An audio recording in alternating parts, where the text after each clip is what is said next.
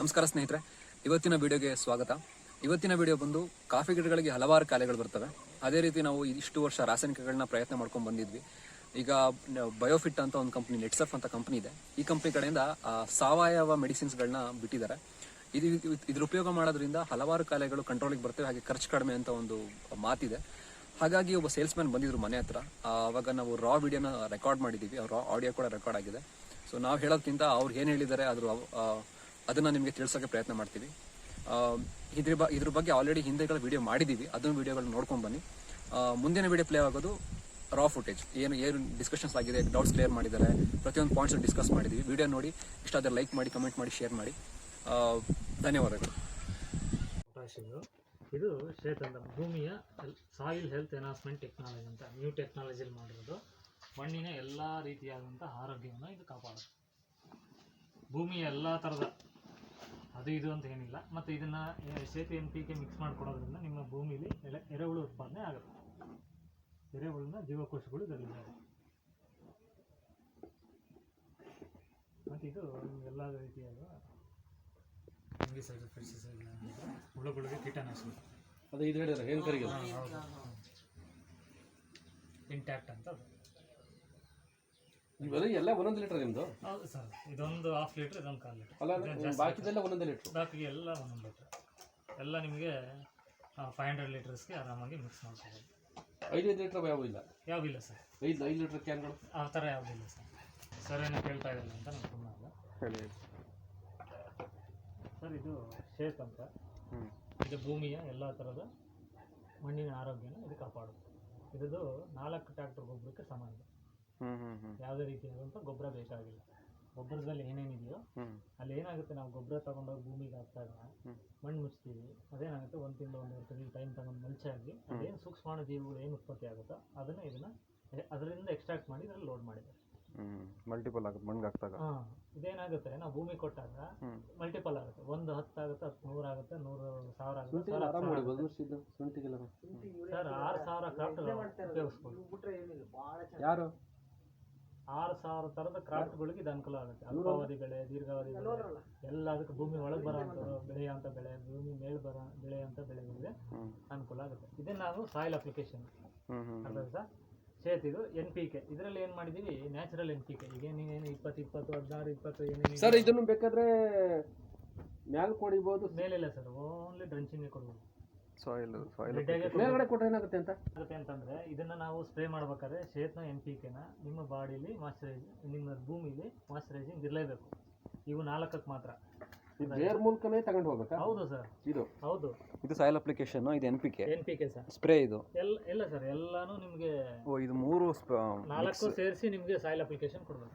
4 ಮಣ್ಣಿಗೆ ಒಂದರಲ್ಲೇ ಬರಲ್ಲ? ಸರ್ ಒಂದರಲ್ಲಿ ಬರಲ್ಲ. ಅದೇನು ಸರ್ ಅವ್ರು ಒಂದು ನಿಮಿಷ ಎಲ್ಲ ಎಕ್ಸ್ಪ್ಲೇನ್ ಮಾಡಲಿ, ಒಂದು ನಿಮಿಷ ಹೇಳಿ ಸರ್. ಅದೇನದು ವ್ರಾಪ್ ಅಪ್ ಸರ್? ಇದು ಸ್ಟಿಮ್ ರಿಚ್ ಬಂದು ನಿಮಗೆ ಇದು ಗ್ರೋತ್ ಪ್ರಮೋಟರ್ ಗೊತ್ತಾಗುತ್ತೆ. ನಿಮಗೆ ಹಳ್ಳು ಡ್ರಾಪ್ ಆಗ್ತಿರಂಗೆ ಸರ್, ಫ್ಲವರ್ ಸೆಟ್ಟಿಂಗ್ ನೀಟಾಗಿ ಆಗುತ್ತೆ, ಹೈ ಡ್ರಾಪ್ ಆಗಲ್ಲ. ಅದನ್ನು ಕಂಟ್ರೋಲಿಂಗ್ ಮಾಡ್ಕೊಂಡು ಬರುತ್ತೆ, ಕಾಂಡ ಬೆಳವಣಿಗೆ ಆಗುತ್ತೆ. ನಿಮಗೆ ಒಂದು ಇದರಲ್ಲಿ ಇದನ್ನು ಸ್ಪ್ರೇ ಮಾಡೋದ್ರಿಂದ ಒಂದು ಕಾಯಿ ದಪ್ಪ, ಒಂದು ಕಾಯಿ ಸಣ್ಣ ಬರಲ್ಲ ಸರ್. ಎಲ್ಲ ಈಕ್ವಲ್ ಸೈಜ್ ಬರುತ್ತೆ. ಮತ್ತು ಶೈನಿಂಗ್ ಚೆನ್ನಾಗಿ ಬರುತ್ತೆ. ನಿಮ್ಗೆ ಡ್ಯೂರಬಿಲಿಟಿ ಜಾಸ್ತಿ ದಿವಸ ಬರುತ್ತೆ. ಇದರಲ್ಲಿ ಏನಾದ್ರು ನೀವು ತರಕಾರಿ ಏನಾದ್ರು ಬೆಳೆದಿದೆ ಆದರೆ 5 ದಿವಸದಿಂದ 1 ವಾರ ನಿಮ್ಗೆ ಬಾಡಲ್ಲ. ಆ ಮಟ್ಟಕ್ಕೆ ಇದು ಹೆಲ್ಪ್ಫುಲ್ ಆಗಿ ಮಾಡ್ಕೊಡುತ್ತೆ. ಇದು ನೆಕ್ಸ್ಟ್ ಇದು ಬಂದು ಸರ್ ರ್ಯಾಪ್ ಅಪ್ ಅಂತ. ಎಲ್ಲ ಥರದ ಸರ್ವ ರೋಗಗಳಿಗೂ ಇದು ರಾಮಬಾಣ. ಆ ರೋಗ ಈ ರೋಗ ಅಂತಲ್ಲ, ನಿಮ್ಮ ರೋಗಗಳು ಎಷ್ಟು ಲೀಸ್ಟ್ ಇದೆಯೋ ಅಷ್ಟಕ್ಕೂ ಇದು ಕೆಲಸ ಮಾಡುತ್ತೆ. ಅಲ್ಲ, ನಮಗೆ ಕಾಫಿ ಕೇಳಿ ಸಾಕು, ನಾವೇನು ತರಕಾರಿ ಎಲ್ಲ ಬೆಳೆಯಲ್ಲ. ಕಾಫಿಗೆ ಹೇಳ್ತಾ ಇರೋದು, ಕಾಫಿಗೆ ರೋಗ ಬಂದೇ ಬರುತ್ತೆ, ಚುಕ್ಕಿ ರೋಗ ಎಲ್ಲ ಬರುತ್ತೆ, ಎಲ್ಲದಕ್ಕೂ ಆಗುತ್ತೆ ಸರ್. ಚುಕ್ಕಿ ರೋಗ ಬರುತ್ತೆ, ಕೊಳೆ ರೋಗ ಬರುತ್ತೆ, ಎಲ್ಲಾ ತರದ ರೋಗನೂ ಬರುತ್ತೆ. ನಾನು ಹೇಳಿದ್ ನಿಮ್ಗೆ ಎಲ್ಲ ರೋಗ ಇವೆಲ್ಲ ನಾನು ಏನ್ ಹೇಳಿದೆ ನಿಮ್ಗೆ, ಅದೊಂದು ಎಕರೆ ಬಿಡು ನೋಡೋದು, 6,000 ತರದ ಕ್ರಾಫ್ಟ್ ನೋಡೋದು, ಅದರಲ್ಲಿ ಸೇರಿಸ್ಕೋಬಹುದು. ನಿಮ್ಗೆ ಮಾತ್ರ ಗೊತ್ತಿರೋ ಒಂದು 25 ಗೊತ್ತಿರ್ಬೋದು ನನ್ನ ಅನ್ಸಿಕೆ. ಅಲ್ಲ, ಮತ್ತೆ 6ನೇ ವರ್ಷಕ್ಕೆ 1 ವರ್ಷ ಅಷ್ಟೇ ನಾವು ಇಲ್ಲಿ ಬೆಳೆದಿದ್ದು ಡ್ರಾಪ್ ಆಗೋ ಕಡೆ ಬೆಳೆಯಲ್ಲ. ಉತ್ತರ ಕರ್ನಾಟಕ ಬೆಳೆದಿದ್ದು ಇದು ಆ ಕಡೆ ಬೆಳೆಯಕ್ಕಾಗಲ್ಲ. ಯಾಕಂದ್ರೆ ಆಯಾ ಮಣ್ಣಿಗೆ ಏನ್ ಬೇಕೋ ಅದು. ಇದೇನಂತಂದ್ರೆ ಆ ಮಣ್ಣು ಈ ಮಣ್ಣು ಬ್ಯಾಕ್ಟೀರಿಯಾಗಳು ಬೇಕು. ಇದೆಲ್ಲ ಏನು ಸಾವಯವದ ಎಕ್ಸ್ಟ್ರಾಕ್ಷನ್ಸ್ ಇವೆಲ್ಲ? ಇದೆಲ್ಲ ಸಾವಯವ ಎಕ್ಸ್ಟ್ರಾಕ್ಷನ್ ಆದ್ರೆ ಇದು ಒಂದು ಆಯುರ್ವೇದಿಕ್ ಎಕ್ಸ್ಟ್ರಾಕ್ಷನ್. ಸಾವಯವಿಕ ಆಯುರ್ವೇದಿಕ್ ವ್ಯತ್ಯಾಸ ಸರ್ ಸಾವಯವ ಬಂದು ಬ್ಯಾಕ್ಟೀರಿಯಾ ಬ್ಯಾಕ್ಟೀರಿಯಾದಲ್ಲಿ ಇದು ಆಯುರ್ವೇದಿಕ್ ಬಂದು ಗಿಡಮೂಲಿಕೆಗಳನ್ನ ಇಷ್ಟೇ ವ್ಯತ್ಯಾಸ ಸಾವಯವಕ್ಕೂ ಆಯುರ್ವೇದಿಕ್. ಇದೊಂದು ಇದು ಕೊಡಿಬೋದಲ್ವಾ ಹೆಣ್ಕರಿಗೆ? ಹೌದು ಸರ್, ಎಲ್ಲ ತರದ ಈಗ ದರ್ಶಿ ನೋಡ್ದಕ್ಕನ ಚಂದ ಇದ್ರದ ಎಲ್ಲಾ ತರದ ಹುಡುಗ ಬ್ಲೂ ಕಲರ್ ಇದ್ರ ಹೆಣ್ಕರಿಗೆ ಗಮ್ಮರ್ ಸರ್ ಮಿಕ್ಸಿಂಗ್ ಏಜೆಂಟ್ ಆಗಿ ವರ್ಕ್ ಮಾಡುತ್ತೆ. ಎಲ್ಲದಕ್ಕೂ ಹಾಕೋಬಹುದು, ಎಲ್ಲದಕ್ಕೂ ಮಿಕ್ಸ್ ಮಾಡ್ಕೊಂಡು ಆದ್ರೆ ನಾವು ಏನು ಯಾವ್ದಕ್ಕೂ ಸಜೆಸ್ಟ್ ಮಾಡಲ್ಲ, ಇದೊಂದಕ್ಕೆ ಮಾತ್ರ ಸಜೆಸ್ಟ್. ಇದ್ರ ಜೊತೆ ಒಂದು ಸಜೆಸ್ಟ್ ಮಾಡ್ಕೊಂಡ್ರೆ ಸಾಕು. ಯಾವುದಕ್ಕೇನು ಬೇಡ ಅಂದ್ರೆ ಯಾಕೆ? ಯಾವ್ದಕ್ಕೇನು ಬೇಕಾಗಿಲ್ಲ. ಇದು ಸಾಯಿಲ್ ಅಪ್ಲಿಕೇಶನ್ಗೆ ಏನು ಬೇಡ, ಸಾಯಿಲ್ ಅಪ್ಲಿಕೇಶನ್ ಬೇಡ, ಬೇಕಾಗಿಲ್ಲ. ಇದು ಸ್ಪ್ರೇಗೆ ಮಾತ್ರ ಬೇಕಾಗುತ್ತೆ. ಇದೊಂದು ಸ್ಪ್ರೇಗೆ ಬೇಕು ನಿಮ್ಗೆ, ಇದಕ್ಕೂ ಏನೋ ಅವಶ್ಯಕತೆ ಬೇಕಾಗಲ್ಲ ನಿಮ್ಗೆ. ಇದೊಂದಕ್ಕೆ ನೀವು ಉಪಯೋಗಿಸ್ಕೊಂಡ್ರೆ ಸಾಕು. ಇದೊಂದಕ್ಕೆ ಸರ್ ಇದನ್ನ ಮತ್ತೆ ಇಂಟ್ಯಾಕ್ಟ್ ಅಲ್ಲಲ್ಲ ಇದು ಹೆಣ್ಕರಿಗೆ ಇದೆಯಲ್ಲ ಹೌದು, ಇದು ವರ್ಷಕ್ಕೆ ಒಂದ್ಸರಿ ಹೊಡೆದ್ರೆ ಸಾಕ? ಸಾಕು ಸರ್. ಅಲ್ಲ ಮತ್ತೆ 21 ದಿವಸ ಮತ್ತೆ ಬಿಟ್ಟು ಆತರ ಅದೆಲ್ಲ ಏನು ಬೇಕಾಗಿಲ್ಲ ಸರ್. ಇದೇನಾಗುತ್ತೆ ನಿಮ್ಗೆ ಸರ್, ಸುಗಂಧ ವಾಸನೆ ಇರುತ್ತೆ. ಒಂದು ಸರಿ ನೀವು ಸ್ಪ್ರೇ ಕೊಟ್ಬಿಟ್ರೆ ಯಾವುದೇ ಹುಳ ಬಂದು ನಿಮ್ಮ ಗಿಡದ ಮೂಸ್ ನೋಡ್ತು ಅಂದ್ರೆ ಟಕ್ ಅಂತ ಬಾಯಿ ಅದಕ್ಕೆ ಲಾಕ್ ಆಗ್ಬಿಡುತ್ತೆ, ಸ್ಟ್ರೋಕ್ ಹೊಡ್ಬಿಡುತ್ತೆ. ಎನಿ ಯಾವುದೇ ಹುಳ ಆದ್ರೂ ನೀವನ್ನ ಸರ್ ಅದು ಇದು ಅಂತಲ್ಲ. ಅದನ್ನ ಹಂಗೆ ಐತೆ ವಾಸನೆ, ಹಂಗೆ ಘಾಟ್ ಹೊಡಿತದೆ. ಇದೆಷ್ಟು ಎಷ್ಟು ಹಾಕೋದು ಒಂದು ಬ್ಯಾರ್ಲಿಗೆ? ಸರ್ ಇದು ಒಂದು ಬ್ಯಾರಲ್ ಬರಲ್ಲ, ಇದು 250 ml ಇದೆ. 1 ಲೀಟರ್ಗೆ 2 ml ಅಂದ್ರೆ ಹಾಫ್ ಬ್ಯಾಲರ್ ಮೇಲೆ ಸ್ವಲ್ಪ ಜಾಸ್ತಿ ಬರುತ್ತೆ. ಮುಕ್ಕಾಲು ಬ್ಯಾಲರ್ ಬ್ಯಾರ್ಲಿಗೆ ಹೆಚ್ಚು ಕಡಿಮೆ 1.5 ಇದು ಹಾಕ್ಬೇಕಾಗುತ್ತೆ. ಇಲ್ಲ ಸರ್, ಅದಕ್ಕೆ 2 ಹಾಕ್ಬೇಕು. 2 ಹಾಕ್ಬೇಕಾಗತ್ತೆ. ಒಂದು ಬ್ಯಾರಲ್ಗೆ 400 ml ಹಾಕ್ಬೇಕು ಸರ್. ಇದು ಎಷ್ಟಿದೆ? 250 ml. ಜಾಸ್ತಿ ಬೇಕಾಗಿಲ್ಲ ನಿಮ್ಗೆ. ಸ್ವಲ್ಪ ತೋರಿಸಿದ್ರೆ ಸಾಕ? ಸುಮ್ಮನೆ ಜಸ್ಟ್ ಸ್ಪ್ರೇಯಿಂಗ್ ಇಟ್ಕೊಂಡು ಹೋದ್ರೆ ಸಾಕು ಸರ್. ಅದು ಇದೆಲ್ಲ ಹಾಕೋದ್ಮೇಲೆ ನಿಮ್ಗೆ ಏನು ರಾಸಾಯನಿಕ ಗೊಬ್ಬರಗಳ ಬೇಡವಾ? ಏನು ಬೇಕಾಗಿಲ್ಲ. ಈಗ ನಾವು ರಾಸಾಯನಿಕ ಕೊಡೋದೇನು ಸರ್ ಅದರಲ್ಲಿ? ಏನ್ ಕರೆಗೆ ಈ ಕಾನ್ಫಿಡರ್ ಹೊಡಿತೀವಲ್ವಾ, ಅದ್ರ ಬದಲು ಇದ ಹೊಡ್ಕೊಳ್ಳೋದು. ಮತ್ತೆ ಬೇಕು ಅನ್ನೋದನ್ನ ಎಲ್ಲ ಮಾಡ್ಕೋಬಹುದು. ಆಮೇಲೆ ಬೇಕಿದ್ರೆ ಒಂದು 10 days 15 days ಬಿಟ್ಟೆಲ್ಲ ಆದ್ಮೇಲೆ ಬೇಕಿದ್ರೆ ನೀವು ಯಾವ್ದನ್ನ ಹೊಡ್ಕೋಬಹುದು ಬೇಕಾದ್ರೆ. ಸರ್ ನಾವು ಈಗ ಬರೋದಕ್ಕೆ ಸರ್ ಕೇಳಿ, ನಾವು NPK ಕೆಳಗೆ ಕೊಡಲ್ಲ ಅಂತ ಇಟ್ಕೊಳ್ಳಿ. ಹಾಂ ಸರ್. ಮೇಲ್ಗಡೆನೆ ಎಲೆ ಮೂಲಕನೇ ಕೊಡ್ತೀವಿ, ಕೆಳಗಡೆ ಯಾವುದೇ ಒಂದು ನಾವು ಗೊಬ್ಬರ ಹಾಕಲ್ಲ. ಸರಿ ಸರ್. ಈಗ ಮತ್ತೆ ನಾವು ಹೇಳಿದ್ರಲ್ಲ ಟ್ರಂಚಿಂಗ್ ಮಾಡಿ ನೆಲಕ್ಕೆ ಬಿಡಬೇಕು ಅಂತ, ಹೌದು. ಅದು ಬೇಡ, ಎಲೆ ಮೂಲಕನೇ ಕೊಡೋದಿಲ್ವಾ? ಎಲೆ ಮೂಲಕ ಕೊಡಬೇಕಾಗಿರೋದು ಇದೆ ಸರ್, ಅದು ಇದನ್ನೇ ಕೊಡಬೇಕು. ನಾವು ಟ್ರಂಚಿಂಗ್ ಮಾಡಲ್ಲ, NPK ಸಿಗಲ್ವಲ್ಲ? ಡ್ರೆಂಚಿಂಗ್ ಕೊಡ್ಬೇಡಿ, ನೀವು ಅಲ್ಲಿಗೆ ಸ್ಪ್ರೇ ಹಿಡೀರಿ. ಮೇಲ್ಗಡೆ ಏನ್ ಸ್ಪ್ರೇ ಹಿಡಿಯೋದನ್ನ ಬುಡಕ್ಕೆ ಸ್ಪ್ರೇ ಹಿಡಿ. ಅಲ್ಲ ಅಲ್ಲಿ ಎಷ್ಟು ಲೀಟರ್ ಬಿಡ್ಬೇಕು ಒಂದು ಬುಡಕ್ಕೆ? ಸರ್ ಬಿಡಕ್ಕೆ ನೀವು ಒಂದು 1.5 ಲೀಟರ್ ಕೊಟ್ರೆ ಸಾಕು. ಅಷ್ಟು ಬಿಟ್ಟು ಸುಮಾರು ಬಾರ್ಲಿ ಬಿಡಬೇಕು ನಮ್ಗೆ, ಯಾಕಂದ್ರೆ ಡಾಕ್ಟರ್ ಯೂಸ್ ಮಾಡಿಬಿಟ್ವಿ ನಾವು ಸುಮಾರು ಒಂದು 10 ಡ್ರಮ್. ಏನೋ ಸಖತ್ತು ಹಂಗಾಗಿ ಹಂಗೆ ಕೇಳ್ತೀರಾ ನಾವು, ನಮಗೆ ಎಲೆ ಮೂಲಕನೇ NPK ಕೊಡಂಗಿದ್ರೆ ಎಲೆ ಮುಖ ಕೊಟ್ಟು ನಿಮ್ಗೆ ಚುಕ್ಕಿ ರೋಗ ಬಂದ್ಬಿಡುತ್ತೆ ಸರ್. ಯಾಕೆ ಅಂತ? ಯಾವ್ದು ಬ್ಯಾಕ್ಟೀರಿಯಾಗಳು ಇರುತ್ತಲ್ಲ ಸರ್, ನಿಮ್ಗೆ ಮಲ್ಚಿಂಗ್ ಆಗ್ಬೇಕು. ಇದು ಮಲ್ಚಿಂಗ್ ನಾವು ಕೊಟ್ಟಿರ್ತಕ್ಕಂಥ ಇದು ಡ್ರೆಂಚಿಂಗ್ ಇಲ್ಲ, ಅದೇ ನೆಲಕ್ಕೆ ಬಿಡಿ ಅಂತ, ಮಣ್ಣಿಗೆ ಬಿಡಿ ಅಂತ ಲೈಟ್ ಆಗಿ ಸ್ಪ್ರೇ ಕೊಟ್ಕೊಂಡು ಹೋದ್ರೆ ಸಾಕು ಸರ್. ಬುಡಕ್ ಫುಲ್ ಒಂದ್ಸರಿ ಹಿಂಗ್ ಸ್ಪ್ರೇ ಹಿಡಿದು ಮುಂದೆ ಹೋದ್ರೆ ಸಾಕು. ನಿಮ್ಗೆ ಅಲ್ಲಿ ನಿಮ್ಗೆ 100 ml ಬೀಳಲ್ಲ ಅನ್ಸುತ್ತೆ. ಅಲ್ಲ ಎಲ್ಲ ತರಗ ಮೇಲೆ ಬೀಳುತ್ತೆ, ತರಗೆಲ್ಲ ಬಿಡಿಸ್ಬಿಡ್ಬೇಕಾ ನಾವು? ಏನ್ ಬೇಕಾಗಿಲ್ಲ, ತರಗು ಸಮತಲ ಕೊಡಿ, ತರಕಾಗಕ್ಕೆ. ಅಲ್ಲ ಡ್ರೈ ಆಗೋದ್ರೆ ಅದು ಮಲ್ಚಿಂಗ್ ಆಗುತ್ತೆ, ಅದು ಗೊಬ್ಬರ ಕನ್ವರ್ಟ್ ಮಾಡುತ್ತೆ ಸರ್. ಅದೇ ನಿಮಗೆ ಮಲ್ಚಿಂಗ್ ಆಗೋದಲ್ಲ, ಅದೇ ನಿಮಗೆ ಗಿಡಗಳಿಗೆ ಗೊಬ್ಬರವಾಗಿ. ಬರೀ ದಪ್ಪ ದಪ್ಪ ಬಿದ್ದಾಗ ತರ್ಗು ಹಾ ಸರ್. ತರಗ ಮೇಲೆ ಹೊಡೆದ್ರೆ ಸರ್ ಡ್ರೈ ಆಗಲ್ವಾ ಸರ್? ಏನಾಗಲ್ಲ ಸರ್, ತಳುವು ದಮಾನ ಬೀರ್ತಲ್ವಾ ದೃಶ್ಯ ಆಗುತ್ತೆ. ಇದು ನಮ್ಮ NPK ಏನ್ ಮಾಡುತ್ತೆ? ಅಲ್ಲಲ್ಲ, ಬರೀ ತರಗೆ ತಿಂದಾಕ್ಬಿಡುತ್ತೆ, ಕೆಳಗಡೆ ಹೋಗೋದೇ ಇಲ್ಲ ಸರ್. ಇದು ನಮ್ಮ ಔಷಧಿಗಳು ಏನಾಗುತ್ತೆ, ಬ್ಯಾಕ್ಟೀರಿಯಾಗಳು ನಿಮಗೆ ಇಮಿಡಿಯೇಟ್ ಎಕ್ಸ್ಟ್ರಾಕ್ಟ್ ಆಗುತ್ತೆ, ಹಾಗೆ 20 ಅಡಿ ಆಳದವರೆಗೂ ಹೋಗುತ್ತೆ ಇವು. ಮೇಲ್ಗಡೆ ಇರಲ್ಲ, ನಿಮಗೆ ತೇವಾಂಶ ಕಾಪಾಡ್ಕೊಳ್ಳುತ್ತೆ. 20 ಅಡಿ ಆಳದವರೆಗೂ ತೇವಾಂಶ ಕಾಪಾಡುತ್ತೆ NPK ಶೇತು. ನಮ್ದು ಬ್ಯಾಕ್ಟೀರಿಯಾ ಬೇಸ್ಡ್ NPK, ನೈಸರ್ಗಿಕವಾಗಿ ಮಾಡೋದು ನೋಡಿ. ಇದರಲ್ಲಿ ಅಜಿಟೋ ಬ್ಯಾಕ್ಟೀರಿಯಾ ಅನ್ನೋದನ್ನ ಲೋಡ್ ಮಾಡಿದ್ದಾರೆ.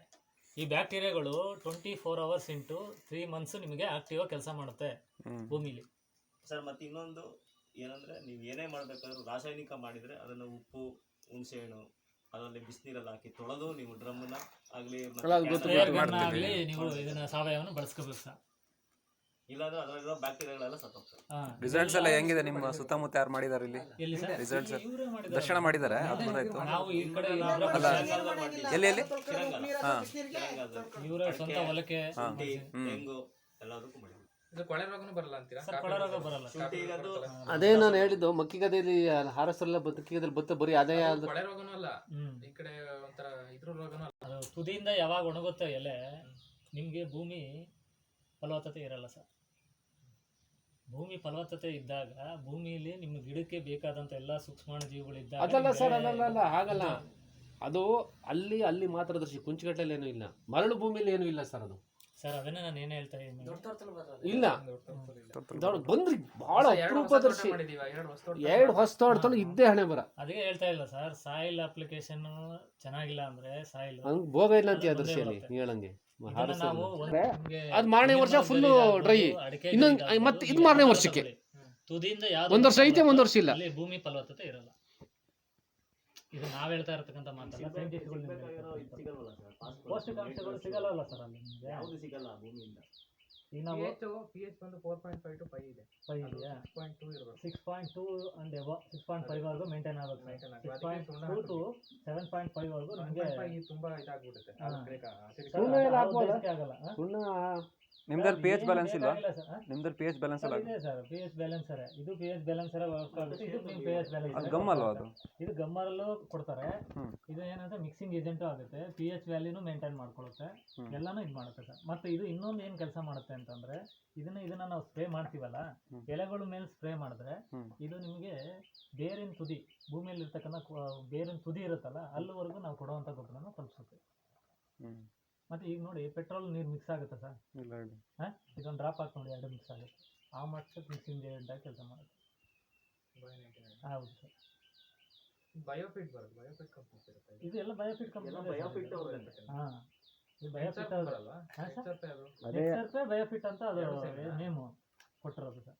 ಏನಂತಂದ್ರೆ ಇವ್ರದ್ದು 5 ಥರದ ಇದರಲ್ಲಿದ್ದಾರೆ ಸರ್ ಕ್ಷೇತ್ರದಲ್ಲಿ. ಹೆಲ್ತ್ ಕೇರ್ ಇದ್ದಾರೆ, ಹೋಮ್ ಕೇರ್ ಇದ್ದಾರೆ, ಪರ್ಸನಲ್ ಕೇರ್ ಇದ್ದಾರೆ, ಗೊತ್ತಾಯ್ತಾ? ಮತ್ತೆ ಎಲ್ಲ ಥರದಲ್ಲಿ ಇರೋದ್ರಿಂದ ಇದಕ್ಕೆ ಒಂದೊಂದು ನೇಮ್ ಕೊಟ್ಕೊಂಡಿದ್ದಾರೆ ಅಷ್ಟೇ.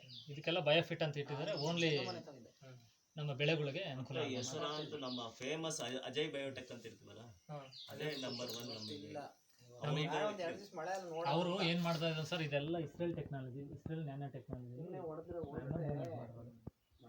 ಬೆಳವಣಿಗೆ ಮಾಡ್ತಾ ಬಂದಿದ್ದಾರೆ. ಇದೇ ನೆನ್ನೆ ಮೊನ್ನೆದಲ್ಲ ಸರ್ ಕಂಪ್ನಿ ಇದು. ಇದು ಹೊಡೆದ್ರೆ ನೀವು ಕಾಂಡ ಹೊಡೆಯೋದು ಬೇಡ ಅಂತೀರಾ? ಏನು ಸರ್? ಕಾಂಡ ಪ್ಲೇಸ್ ಹೊಡೆಯೋದು ಬೇಡ ಸರ್ ಯಾವುದು ಬೇಕಾಗಿಲ್ಲ ಸರ್, ಯಾವುದು ಬೇಡ. ಈಗ ನೋಡಿ, ಇದೆಲ್ಲ ಮತ್ತೆ ನಿಮಗೆ ಡಾಕ್ಟರ್ ಸೆಲ್ಗೂ ಏನು ವ್ಯತ್ಯಾಸ ಇದೆ ಸರ್? ಡಾಕ್ಟರ್ ಸಾಯಿಲ್ಗೂ ಇದಕ್ಕೆ ಏನು ವ್ಯತ್ಯಾಸ ಅಂತಂದರೆ, ಡಾಕ್ಟರ್ ಸಾಯಿಲ್ ನೀವು ಕೊಡೋದ್ರಿಂದ ಏನಾಗುತ್ತೆ, soil carbon day by day ನಿಮಗೆ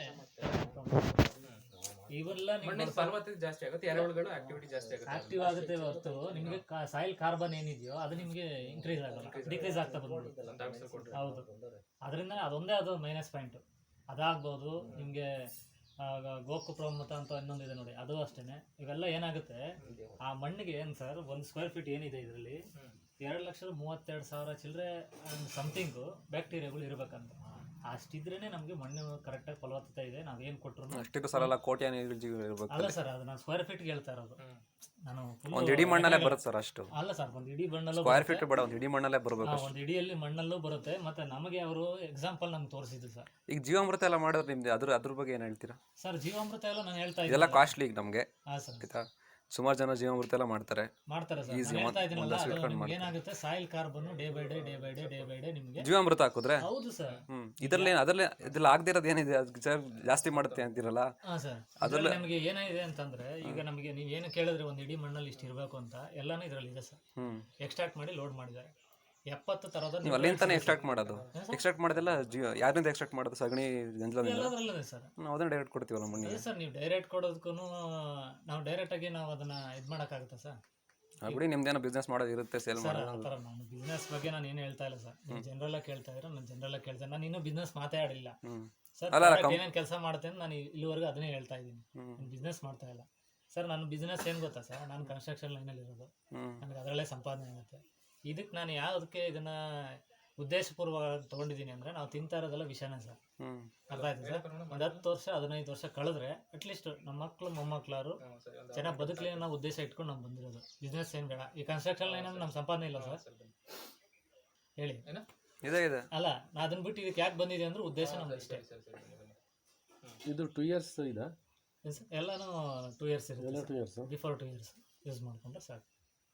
ಮ್ಯಾನುಫ್ಯಾಕ್ಚರಿಂಗ್ ಡೇಟಿಂದ 2 ಇಯರ್ಸ್. ಈಗ ಇದು ನಾವು ಹೊಡೆದ್ರೆ ನೀವು ಎಲ್ಲಾ ತರದ ಬ್ಯಾಕ್ಟೀರಿಯಾ ಸಾಯ್ತವೆ ಅಂತ? ಹೌದು ಸರ್, ಹೌದು. ಹುಳುಗಳು ಸಾಯ್ತವೆ? ಹುಳುಗಳಿದೆ ಸರ್. ಸ್ಟೆಮ್ಮಿಗೆ ಸ್ಪ್ರೇ ಮಾಡ್ಬೋದಾ? ಬೆರಿ ಬರೋರು ಬರುತ್ತಲ್ಲ ಅದು? ಹಾಂ ಸರ್, ಎಲ್ಲ ಥರದಕ್ಕೂ ಆಗುತ್ತೆ ಸರ್ ನಿಮಗೆ. ಬೆರಿ ಬರೋದು? ಹೌದು, ಬೇರೆ ಹೊಡಿಬೇಕಾಗುತ್ತೆ ಇದಕ್ಕೆ. ಎಲೆಗೆ ಬೇರೆ ಬರೋ ಇರ್ತಾನೆ, ಸ್ಟೆಮ್ ಆಗಲ್ಲ, ಕಷ್ಟ. ಮೊಟ್ಟೆ ಒಳಗಡೆ ಅಲ್ಲ. ಹೊರಟೋಗುತ್ತೆ ಸರ್. ಅದು ಒಳಗಡೆನೆ ಇರುತ್ತಲ್ಲ ಸರ್, ಒಳಗಡೆ ಔಷಧಿ ಎಲ್ಲ ಹೋಗುತ್ತೆ. ಸರ್ ಇದು ಹೆಂಗಾಗುತ್ತೆ ಅಂದ್ರೆ ನಿಮ್ಗೊಂದು ವಿಡಿಯೋ ತೋರಿಸ್ತೀನಿ ನೋಡಿ. ಈಗ ರಸ ಇರೋ ರೋಗ ಇರುತ್ತಲ್ಲ ನಿಮ್ಗೆ ಅದು ತೆಂಗಿನ ಮರಗಳಿಗೆಲ್ಲ ಹ್ಮ್. ರಸ ಇರೋ ರೋಗಗಳಿಗೆ ಅದನ್ನು ಇದೊಂದು ಸ್ಪ್ರೇ ಮಾಡಿಬಿಟ್ರೆ ಅದ್ರಲ್ಲಿ ಒಳಗಡೆ ಇರ್ತಕ್ಕಂಥ ಎಲ್ಲ ಹುಳುಗಳು ಈಚೆ ಬಂದು ಸ್ಟ್ರೋಕ್ ಹೊಡೆದು ಅದೇ ಸತ್ತೋಗುತ್ತೆ. ಒಳಗಡೆ ಇರ್ತಕ್ಕಂಥವನು ಎಳೆದ್ಬಿಡುತ್ತೆ ಈಚೆಗೆ. ಅಷ್ಟು ಇದು ಆಯುರ್ವೇದಿಕ್. ಈಗ ನಿಮ್ಗೆ ಆಯುರ್ವೇದಿಕಲ್ಲಿ ನೋಡಿ ಒಂದು ಎಲೆ ಸಿಹಿ ಇದೆ, ಸಿಹಿ ಎಲೆ ನೋಡಿದೀವಲ್ವ ನಾವು, ಕಹಿ ಇರೋದನ್ನು ನೋಡಿದ್ದೀವಿ, ಒಗರಿರೋದು ನೋಡಿದ್ದೀವಿ. ನಮ್ಗೆ ತಿಳಿದಂಗೆ ಆಯುರ್ವೇದಿಕಲ್ಲಿ ಸತ್ತವರು ಬದುಕ್ಬೋದು, ಅದು ಯಾರೋ ನಮ್ಗೆ ಹೇಳ್ದಿರ್ತಕ್ಕಂಥ ಮಾತು. ಅದಕ್ಕೆ ಇದನ್ನು ಆಯುರ್ವೇದಿಕಲ್ಲಿ ಮಾಡಿದ್ದಾರೆ ಸರ್. ಇವತ್ತು ಹೋಗ್ಬೇಕಂದ್ರೆ ನನಗೆ ಪಾಡಿಗೆ ಇದೆಷ್ಟು ಸರ್ ಇದು? ಸರ್ 1500 ರೂಪಾಯಿ. ಶೇತ್ನ ನೀವು ಗೆಡ್ಡೆಗೆ ಸ್ಪ್ರೇ ಮಾಡ್ಕೊಂಡು ಒಂದ್ಸರಿ ಸ್ಪ್ರೇ ಹಿಂಗೆ ಒಂದು ರೌಂಡ್ ಹಿಂಗೆ ಹಿಡ್ಕೊಂಡು ವರ್ಷಕ್ಕೆ 2 ಸಲ ಮಾಡಬೇಕು. ಏನು ಸರ್? ವರ್ಷಕ್ಕೆ 2 ಸಲ ಮಾಡಬೇಕು. ಏನು ಇದನ್ನ ಸರ್ ವರ್ಷಕ್ಕೆ 2 ಸರಿ ಮಾಡ್ಕೊಂಡು 2 ಸಲ. ಒಂದೊಂದಕ್ಕೆ ಎಷ್ಟು ಬೀಳುತ್ತೆ ಕಾಸ್ಟ್ ಅಂದರೆ? ಸರ್ ಇದು 1200, ಇದು ಪೂರ್ತಿ ಸೇರಿ 1800, ಇದೆಲ್ಲ 600 ರುಪೀಸ್.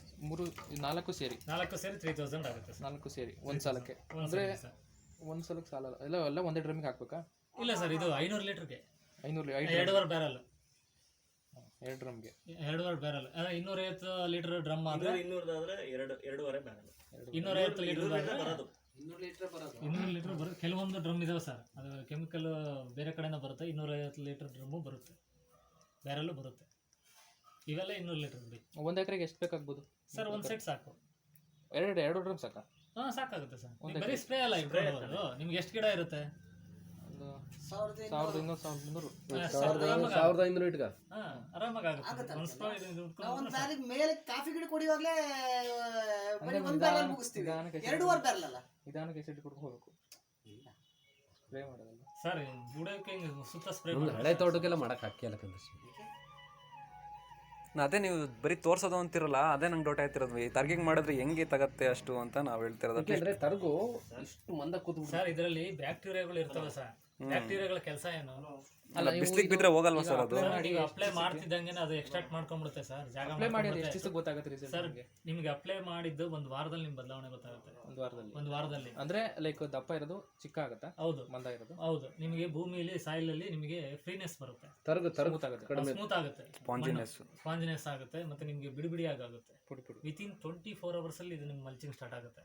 NPK ಶೇಪ್ನ ಕೊಟ್ರೆ ನೀವು ಬೇರೆ ಯಾವುದೇ ಗೊಬ್ಬರ ಕೊಡಿ. ಇದನ್ನ ಹಂಗೆ ಕೆಳಕ್ಕೂ ಮಾಡ್ಬೋದು, ಮೇಲೆ ಗಿಡಕ್ಕೂ ಮಾಡ್ಬೋದು. ಬುಡಕ್ಕೆ ಕೊಡಬೇಕು. ಇದು ಜೀವಾಣು ಗಿಡಕ್ಕೆ ಮಾಡೋದು ಯಾವ್ದಿಲ್ಲ, ಮೇಲ್ಗಡೆ ಮೇಲ್ ಮಾಡೋದು ಇವನ್ನ ಸರ್. ಸ್ಪ್ರೇಯರ್, ಸ್ಟಿಮ್ ರಿಚ್ ಮತ್ತೆ ರ್ಯಾಪ್ ಅಪ್. ಅದು ಏನು ಉಪಯೋಗ ಯಾವ್ದು ಸರ್? ಅದ್ರದ್ದು steam rich wrap up sir. Wrap ಅಪ್ದು ನಿಮ್ಗೆ ಎಲ್ಲಾ ತರದ ಸರ್ವ ರೋಗಗಳಿಗೂ ರಾಮಬಾಣ. ಚುಕ್ಕಿ ರೋಗ ಎಲ್ಲ ಸರ್. ನೀವು ಹೇಳೋದಲ್ಲ, ನಿಮ್ಗೆ ಎಷ್ಟು ಲಿಸ್ಟ್ ಇದೆಯೋ ಅಷ್ಟಕ್ಕೂ ರಾಮಬಾಣ. ಇವೆಲ್ಲನೂ ಸರ್, ಇವೆಲ್ಲನೂ ಒಂದಕ್ಕೆ ಹಾಕಿ ಮಾಡ್ಬೋದಾ? ಒಂದೇ ಬರ ಮಾಡಂಗಿಲ್ಲ ಸರ್. ಸಪ್ರೇಟ್ ಆಗಿ ಮಾಡ್ಬೇಕಾ? ಸಪ್ರೇಟ್ ಮಾಡಬೇಕು. NPK ಮಾತ್ರ ನೀವು ಮಾಡಂಗಿಲ್ಲ. ಇನ್ ಬಾಕಿ ಶೇತ ಮಾತ್ರ ಮಣ್ಣಿಗೆ ಮಾಡ್ಬೇಕು. ಶೇತು ಅಷ್ಟು ಮಣ್ಣಿಗೆ ಒಟ್ಟಿಗೆ ಹಾಕ್ಬೋದು ಅವೆಲ್ಲ 3-4? ಅವು ಮಾತ್ರ ಸಪ್ರೇಟ್. 4 ಹಾಕ್ಬಿಟ್ಟು ನೀವು ಡ್ರಂಚ್ನವ್ರು ಮಾಡ್ಕೋಬಹುದು. ಆಯ್ತಾ? ಸ್ಪ್ರೇನ ಮಾಡ್ಬೋದು. ಇವಿಷ್ಟನ್ನ ಸ್ಪ್ರೇ ಮಾಡ್ಕೋಬಹುದು ಕಾಫಿ.